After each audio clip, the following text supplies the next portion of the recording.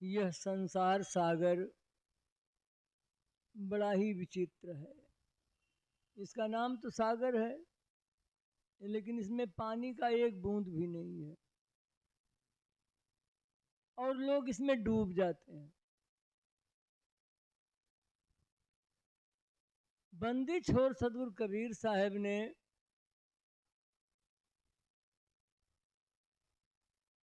दो बातों पर बड़ा ध्यान देने के लिए कहा, समझने के लिए कहा। दो बातों को समझ लेना चाहिए।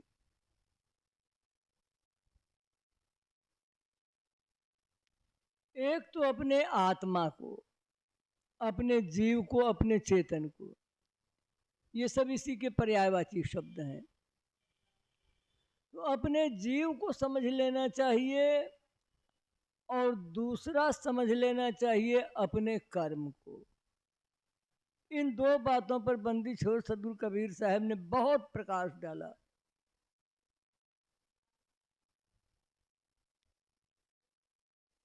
अनादिकाल से हमारा ये जीव 84 लाख योनियों के शरीरों में भटकता चला आ रहा है। क्यों? क्योंकि एक ही मौका है अपने जीव को समझने का, और वो मौका है मनुष्य का शरीर। मानुष तन सतगुरु मिलन, मोक्षों इच्छा होए, दुर्लभ तीनों परम है, पाए सुयोग न खोए। ये तीन बातें बड़े मुश्किल से मिलती हैं। प्रथम तो मनुष्य का शरीर मिलना ही बड़ा मुश्किल होता है, क्योंकि मनुष्य शरीर में किए हुए कर्मों के आधार पर यूनियां बनती हैं। 84 लाख यूनियां बनती हैं। अपने जीव का भूल और अपने कर्म का विवेक नहीं, इसलिए इस जीव को मनुष्य जन्म में जो कर्म किया है उस कर्मों के आधार पर इसको जितने भी शरीर हैं वो मिलते हैं। इसलिए बंदी छोर सदगुरु कबीर साहब कहते हैं कि हे मनुष्य शरीरधारी जीव, इस बात को याद रखना कि मनुष्य का शरीर मिलने में बड़ी कठिनाई होती है। कहें कबीर अब की बिछुड़े बहुर मिलो कब आए। अब इस मनुष्य शरीर में हम हैं और जिस दिन ये छूट जाएगा, अब कब मनुष्य शरीर में आते हैं इसका कोई पता नहीं है, क्योंकि हमने ऐसे कर्म किए जो सकाम कर्म होते हैं, वो 84 में ले जाते हैं। और इसी के साथ साथ एक और जुड़ा हुआ है, जो अपनी आत्मा में रमकर बाकी और कर्मों से निष्काम हो जाते हैं, तो उनको आत्म पद मिलता है, अर्थात मोक्ष पद मिलता है। तो मनुष्य का शरीर मिलना बड़ा मुश्किल है, और अब मनुष्य का शरीर मिला हुआ है, तो मनुष्य शरीरधारी जीव सद्गुरु की तलाश नहीं करता है। गुरु गारू क्या होता है? हमेशा खिल्ली उड़ाया करता है और अपने को धोखा देते रहता है। तो बंदी छोर सदगुरु कबीर साहब कहते हैं कि हे मनुष्य शरीरधारी जीव, आपका ये मनुष्य शरीर बीतता हुआ चला जा रहा है, बड़े ही उलझनों में। ये उलझन कहाँ सुलझेगी? जब सतगुरु मिलेंगे। सतगुरु सो जो सत्य लखाओ, जहां का हंस तहां पहुंचाओ। सतगुरु का क्या काम है? सही सही यथार्थ बात समझा देना और उस पर चलते रहने की प्रेरणा देते रहना, ये सदगुरु का काम है। इसीलिए कहा कि गुरु समान दाता नहीं, गुरु के समान कोई दूसरा दाता नहीं है, क्योंकि गुरु अपना स्वरूप प्रदान करता है, मनुष्य का अपना स्वरूप प्रदान करता है। इसलिए मनुष्य को चाहिए कि जब तक वो मनुष्य शरीर में है सदगुरु की तलाश कर ले।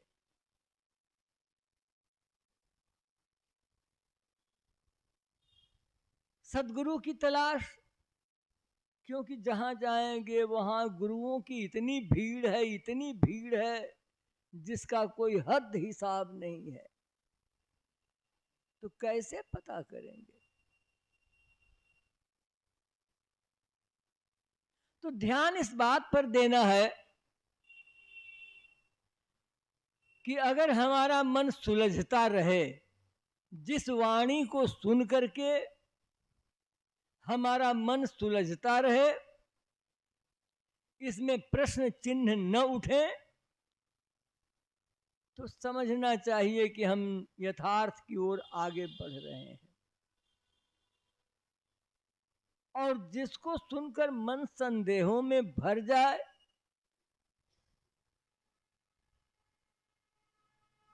आगे प्रश्न खड़े होते चले जाएं, तो समझना चाहिए कि हम भ्रम और धोखे में पड़ रहे हैं।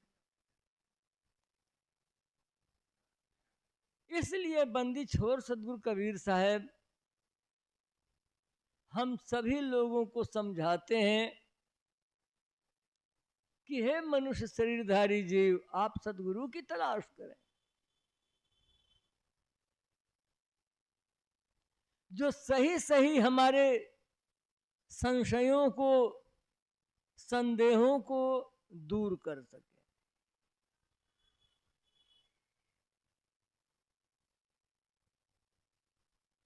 होता क्या है कि हमें ऐसा मौका मिल ही नहीं पाता, हम कहीं ऐसी जगह जाकर के उलझ जाते हैं गुरु के नाम पर जहां और उलझने पड़ जाती हैं। वहां भीड़ तो बहुत होगी, बहुत से लोग, बहुत से श्रद्धालु जाएंगे, लेकिन साहब कहते हैं लोगों के रथाइया मत कोई पैठो धाय। जहां बहुत तगड़ी भीड़ इकट्ठी होती हो रही हो, वहां सीधे उस भीड़ में घुस मत जाना।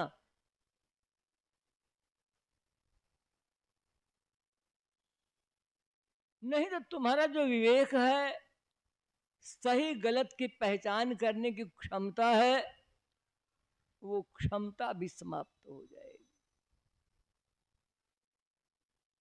इसलिए सदगुरु कबीर साहब हम सभी लोगों को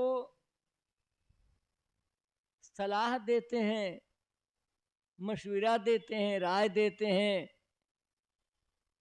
कि अपने आत्मा को, अपने जीव को जानो। अगर किसी से कहा जाए कि यह आत्मा ही परमात्मा है तो कोई मानने को तैयार नहीं होगा। कहीं आत्मा भी परमात्मा हो जाएगा? क्यों? क्योंकि हमने बहुत भीड़ में सुन रखा है कि यह आत्मा ईश्वर का अंश है।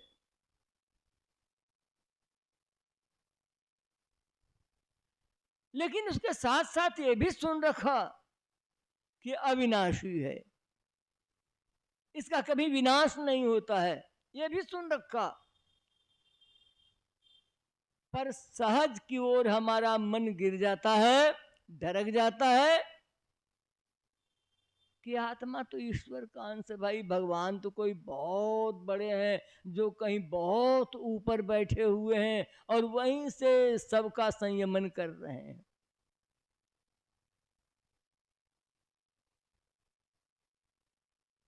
सज्जनों, ऐसी बात नहीं है। ये आपका आत्मा ही निश्चय रूप से परमात्मा है, इस बात को समझो आप।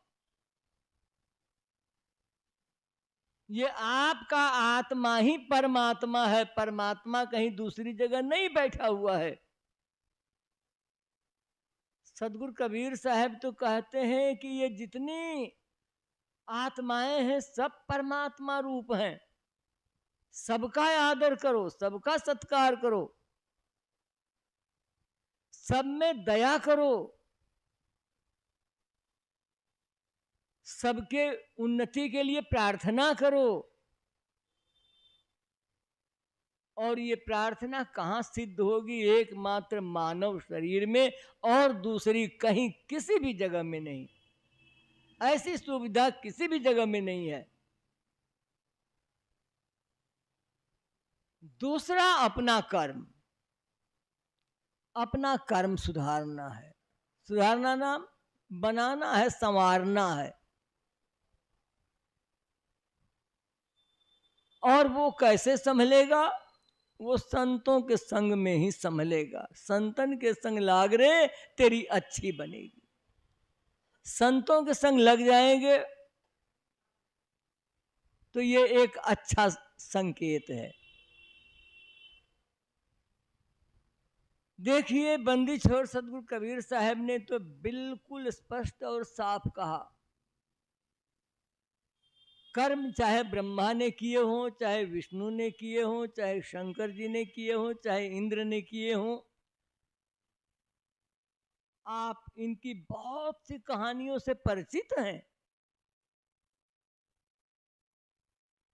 जो कर्म किया उसका फल अवश्य मिलेगा, अवश्य भोगना पड़ेगा। इसलिए बंदी छोड़ सदगुरु कबीर साहब कर्मों की तरफ बहुत ध्यान देने को कहते हैं कि ऐसा कर्म न करो कि कुछ खराब बन जाए। खराब क्या है? जो बात हमें अच्छी लगती है वो अच्छाई सब में बांटो। जो बात हमें खराब लगती हो उस खराबी को स्वयं छोड़ने का प्रयास करो और दूसरों के लिए भी प्रेरित करो। जैसे हम नहीं चाहते हैं कि हमारा कोई अपमान करे। कोई चाहता है कि हमारा अपमान हो? कभी नहीं। सभी अपना सम्मान चाहते हैं। तो आप भी सबको सम्मान दो, क्योंकि आप ही जैसी आत्मा हर एक के अंदर है। जो आपको अच्छा लगता है वो अच्छाई सब में बांटो। कोई नहीं चाहता है कोई हमें गालियां दे, तो भाई अपनी जबान पर काबू करो, गाली किसी को मत दो, किसी को कठोर मत कहो। कोई नहीं चाहता है कि हमें कोई दुख दे, तो सबके साथ सुख बांटो, दुख अपने आप समाप्त हो जाएगा। ये तो ऋण बंधु संसार है। जैसा हम शीशा में अपना मुंह बनाएंगे वैसा ही मुंह बनता रहेगा। अपने मुंह को अच्छी तरीके से सजा और संवार करके रखेंगे तो शीशा में भी अच्छा दिखाई पड़ेगा। तो ये मन अपना एक दर्पण है, इसको शुद्ध करना है। और ये बिना सत्संग के शुद्ध हो नहीं सकता है। इसलिए जहां भी कहीं सत्संग हो, सत्संग में जाकर हाजिरी देनी चाहिए और एक एक बात को बड़े प्रेम और ध्यान से सुनना चाहिए और सुन करके उसको हजम करना चाहिए बाद में धीरे धीरे। जैसे पशु एक लखत चारा खा लेता है, धीरे धीरे पगुराता है, हजम करता है। तो सज्जनों, ये सब कार्य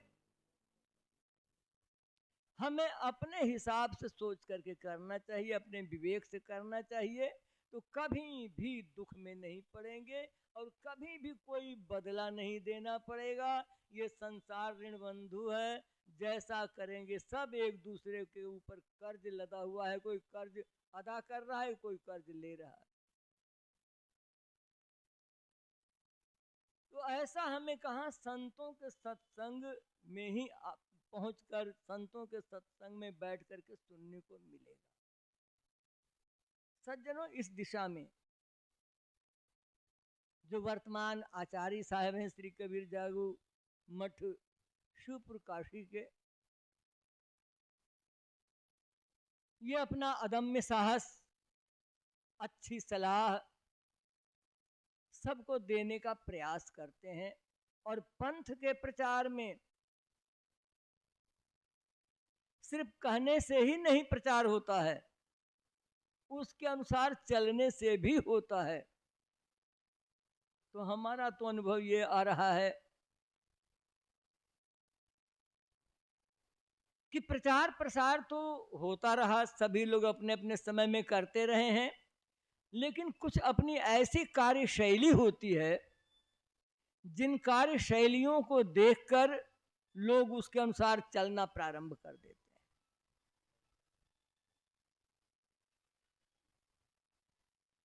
जैसे विकास संबंधी कार्य करना, प्रचार संबंधी कार्य करना, विकास में लगे हुए हैं, यहाँ पर काफी विकास किया,